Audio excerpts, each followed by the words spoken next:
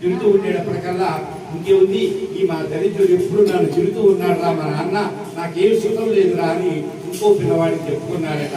ఆ పిల్లవాడు ఏం చేశాడు, మా నాన్న ధర్మ తండ్రిరా, నేనేం చేసినా కూడా మా నాన్న నన్ను ఏమీ అండు అని చెప్పి ఆ పిల్లవాడు అన్నాడట.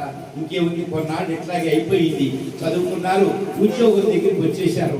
ఇద్దరు కూడా ఉద్యోగం చోట వస్తే ఎక్కడికి వెళ్ళినా కూడా ఉద్యోగం దొరక తండ్రి ఏం చెప్పాడంటే, నువ్వు ఏమైనా సరే ఈరోజు ఏది తిట్టే తండ్రి, నువ్వు ఏ రోజైనా సరే నువ్వు ఈ రోజు ఎంతో కొంత నువ్వు సంపాదించుకొస్తేనే నీకు అన్నం పెడతాను, లేకపోతే నువ్వు ఇంట్లోకి రావాక అన్నాడట.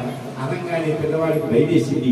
ఏం చేయాలో అర్థం కాక అమ్మ వాళ్ళ నాన్న తాతగారి దగ్గరికి వెళ్ళి, తాతయ్య నాన్న ఈ విధంగా నన్ను తిట్టాడు, నీకేం చేయాలో అర్థం కావట్లేదంటే, నేను ఒక బంగారు కాయను ఒకటి ఇస్తాను నీకు, ఆ కాయని తీసుకెళ్ళిపోయి ఈ రోజు కష్టం చేసి వచ్చిందని చెప్పు నువ్వు అని చెప్పాడట.